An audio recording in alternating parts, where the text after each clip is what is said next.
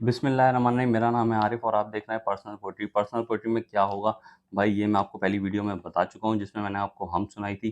तो हम अगर आपने नहीं सुनी तो आप मेरे डिस्क्रिप्शन के अंदर लिंक है, वहाँ पे चैनल में या प्रोफाइल में जहाँ पे भी है आप देख सकते हैं। तो आज जो मैं आपको सुनाने जा रहा हूँ वो है एक नज़म के 2 अशआर। भाई ये पूरी नज़म है जिसके सिर्फ़ 2 अशआर सुना रहा हूँ। ये 2 अशआर क्यों सुना रहा हूँ भाई, इसकी वजह ये है कि अभी महफ़िल लगी नहीं है। मतलब लोग अभी हैं नहीं, तो लोग हैं नहीं तो मैं दीवारों से वैसे ही बातें कर रहा हूँ आपके सामने, ठीक है? तो जब महफ़िल लग जाएगी तो आपको ये पूरी नज़म मैं आपको सुना दूँगा। अभी भी सुना सकते हैं, इसमें कोई मसले-मसाइल नहीं है। तो मतलब ये पूरी नज़म मैं आपको सुना सकता हूँ। लेकिन मसला ये है कि अभी मज़ा आएगा नहीं, मज़ा बिल्कुल भी नहीं आएगा। देखिए, पकोड़े खाने का एक मज़ा है, लेकिन बारिश में पकोड़े खाने का जो है ना बिल्कुल अलग ही मज़ा है। इसी तरह समोसे खाने का एक मज़ा है, लेकिन चटनी के साथ और केचअप के साथ मतलब समोसे खाने का एक अलग बिल्कुल मज़ा है।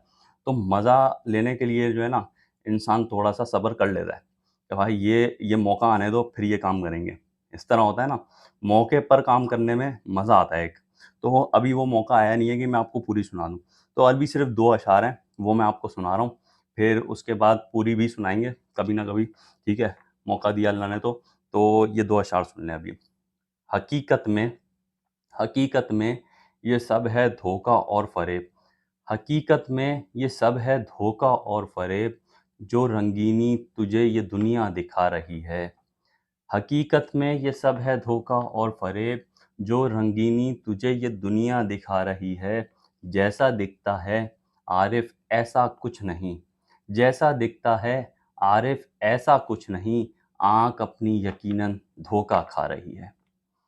तो भाई ये थे 2 अशआर।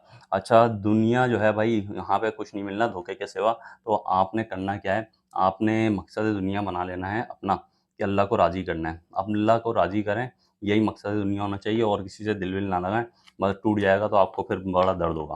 खामा-खाई में आप रोएँगे बैठ के, ठीक है? तो और ये है कि अपने ईमान की हिफ़ाज़त रखें।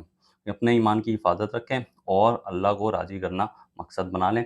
तो ईमान को जो हिफ़ाज़त करनी है उसको ईमान को ताज़ा भी करना है। तो ईमान को तरोताज़ा करने के लिए हम मैंने आपको बता दी, जो मैंने आपको पहली वीडियो के अंदर सुनाई है, तो उसका डिस्क्रिप्शन में लिंक है, वो आप देख सकते हैं। ठीक है? तो इससे क्या होगा कि आपका ईमान तरोताज़ा भी हो जाएगा थोड़ा बहुत। ठीक है? अब मिलते हैं नेक्स्ट वीडियो में, तब तक अपना ख़्याल रखिएगा। Thank you. खुदा हाफ़िज़।